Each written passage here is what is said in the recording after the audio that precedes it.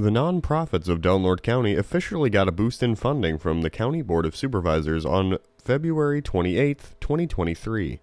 The 12 nonprofit applicants received up to $20,000 each from the pilot program. But where did all this money come from, and who decided how it got spent?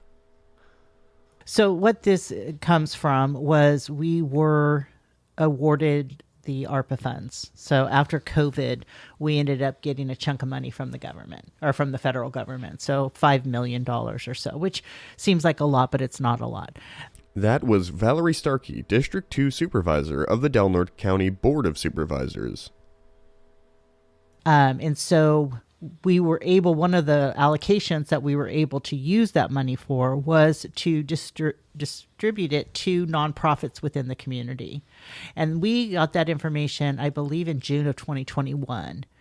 And it was very important to the board for us to give something back to the nonprofits who stayed open during COVID. So the board made the decision to ask for this pilot program.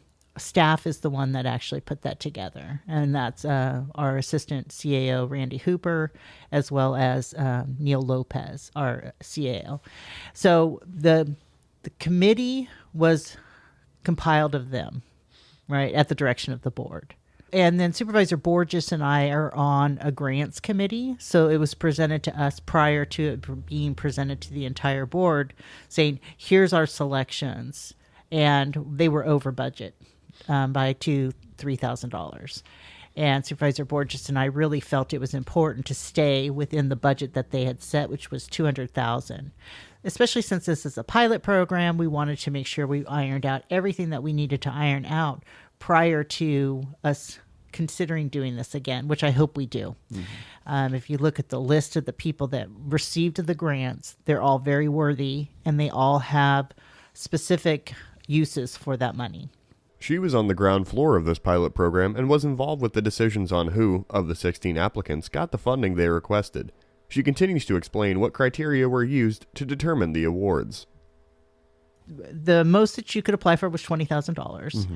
And I really appreciated the people that didn't ask for the full $20,000 because it's tempting, right? Because everybody could use $20,000. But like KFUG, for example, asked for $14,000. The criteria was listed out as you had to be a local nonprofit. You couldn't have your work outside of the community or outside of Del Norte County. And you had to list what it was that you were going to use that money for, and you had to be a nonprofit. So I don't think there was much more criteria beyond that. I would have to relook at the actual list. Mm-hmm. But in looking at the questionnaire, it seemed relatively simple as to how you could justify why you were asking for that money. One of the 12 approved applicants was the Del Norte Humane Society, who got $19,600 from their grant application. Eileen Bennett, Vice President of the Humane Society, shined some light on what their money is going towards. The Humane Society Cat Shelter wanted to help the dogs as much as we could, so we formed Prison Paws Partnership, which allows us to help 8 dogs at a time from our local county dog pound by matching them with incarcerated men at Pelican Bay State Prison for a training program. We do basic obedience training and canine good citizen. We help socialize dogs, or if they have any kind of behavioral issues, we help work through those and prepare them for adoption. The money is going to help us certify some of the men at the prison as dog trainers. Right now we hire a trainer. We pay about $1,500 every 6 weeks for an 8-dog program.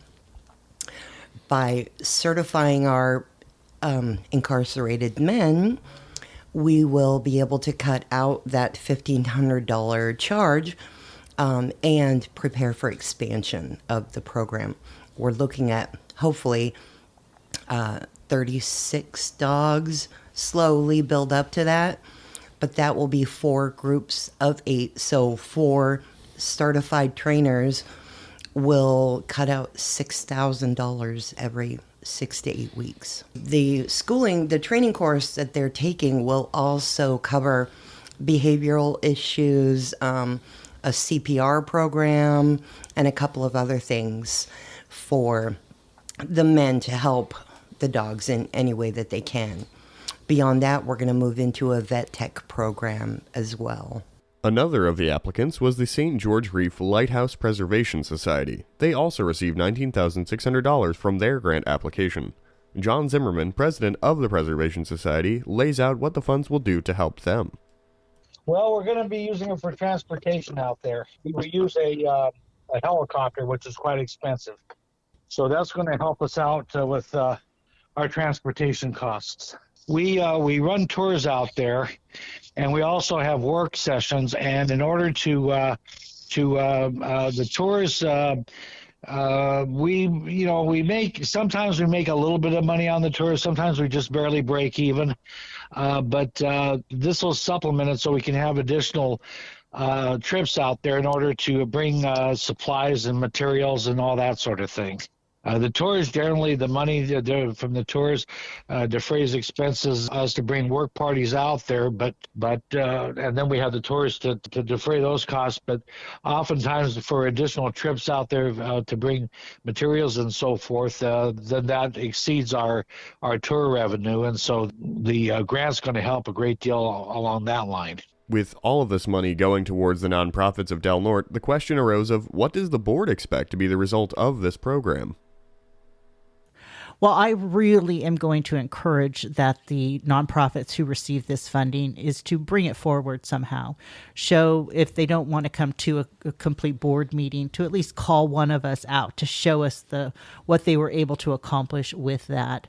If you look at the list of some of the people that received the funding, you have the Casa of Del Norte, and they do such wonderful work with the foster kids to make sure that they have a child advocate.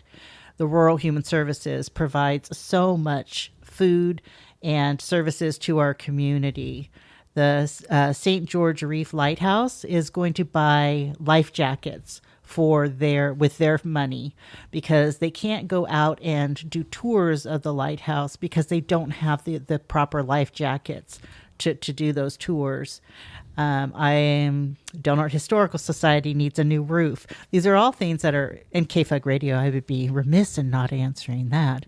The KFUG Radio provides such a vital service to our community by staying on the air. And so with a generator, which is what KFUG asked for, you're going to be able to really make sure that you stay on the air to report out things that are happening in the event of an emergency or our very common power outages. So, what I'm hoping to see from that is for these nonprofits to continue to be successful and provide the services that they're doing to our community, which makes our community great.